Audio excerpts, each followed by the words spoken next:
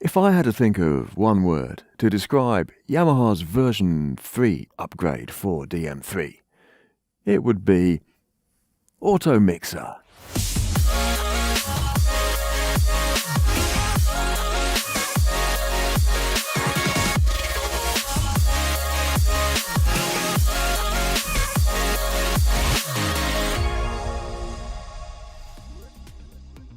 Yes, an Automixer has been a popular wish for inclusion in DM3, and now version 3 includes an 8-channel Automixer, which we know many customers will be able to make frequent use of.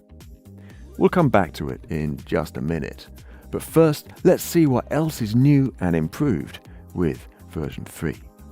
If I open the Dante setup screen, we'll find the new RIO D3 models of IO Rack are now supported. Yes, it's RIO D3 in DM3 version 3. RIO 3224 D3 and RIO 1608 D3 have recently been launched, and their headamps can be controlled by DM3 whenever they are patched to an input channel. Furthermore, if you set the unit ID to number 1, then the DM3's auto setup can be used to configure the Dante patching between console and RIO D3 unit. The first 16 inputs and 8 outputs will be connected in an instant.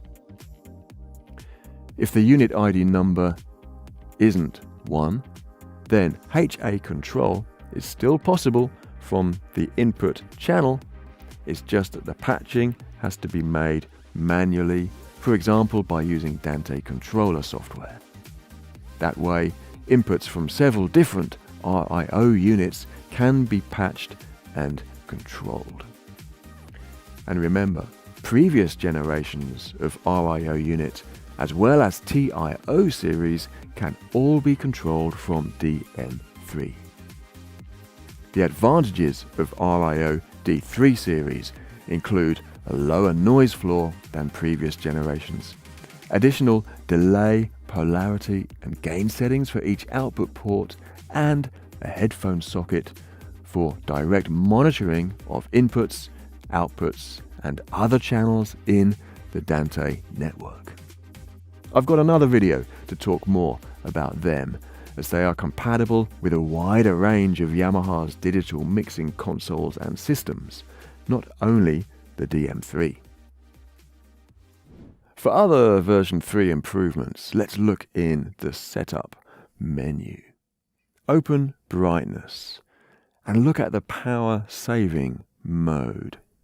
There are new options for 1, 2 or 4 hours, so you can make sure the screen won't dim during your event, even if you don't touch it for a while. Yet you'll still benefit from power saving later in cases where the mixer is kept powered on all day or is never switched off. In the Preference menu, find the Others list and take a look at the frame rate options. 60 frames per second is now available, useful for synchronizing audio with 4K 60 video content. After selecting that, set the display delay scale to frame and return to the home screen. Look at a channel's delay settings and then you will see that 1 frame at 60 FPS is equivalent to 16.6 milliseconds or 1,600 samples at 96 kHz sample rate. Remember, you can push the touch and turn knob to make a fine adjustment, or tap the parameter on the screen again to directly enter a specific value. Now let's return to the Automixer. This is fixed for input channels 1 to 8, and you can see the Automixer status on the selected channel above the EQ next to the delay. For those who are unfamiliar with what an Automixer is or what it does, allow me to explain. It operates on the input channels in a post-fader position, and it regulates the level of each channel reaching the main stereo bus. Whenever there are 2 or more microphones used for speech, such as a panel discussion, a chat show, or theatrical drama, it automatically reduces the gain of a channel when the mic is idle, and it increases it when speech is detected. Further than that, when more than one mic is used simultaneously, the level of each will be reduced a little to avoid uncomfortable listening levels when double talking or sudden interruptions occur. During an unscripted event, the sound operator cannot manually manage to pull the faders down to reduce background noise and then push them up whenever someone starts talking without missing a few of the first words. The Automixer will handle this perfectly, reducing background noise and reducing the chance of feedback from idle mics. And the operator is free to focus more on the finer details of the sound, the EQ, compression, and any effects, rather than fiddling with the faders all the time. In DM3 series, the 8-channel Automixer is a gain-sharing type, meaning it has the same operation method as the Automixers in other Yamaha mixing consoles, with a familiar user interface and easy setup.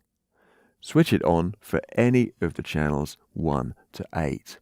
Then assign them into either group A or B. Each group will be auto-mixed independently, and they can be bypassed independently with the group bypass switches on the right of the screen. Group bypass can also be assigned to user-defined keys, by the way. Then, reduce the weight of the channels which pick up more background noise, and increase the weight of the channels you wish to be more prominent. Of course, if a person speaks quietly, you can push up their fader as normal, or pull the fader down a little for a loud person, and allow the Automixer to take care of the rest. Keep an eye on the Automix gain meters to understand how it's working. See only one channel at a time has the full gain. When 2 or more channels have active inputs, they share a portion of the gain. And when nobody is talking, all the gains are reduced a lot. Yet, as soon as someone speaks again, the gain shoots up, ensuring nothing is missed. When you bypass the group, all the gains will return to full level. So be careful when you use that feature. It brings you back into full manual mixing mode. The Automixer is going to improve the sound wherever there are multiple mics used for speech and there's no script to follow. They're often used in conferences, TV shows, podcasts, theatres, education, houses of worship, law courts, and more. Wherever you mix, upgrade to Automix with DM3 version 3. Bye for now.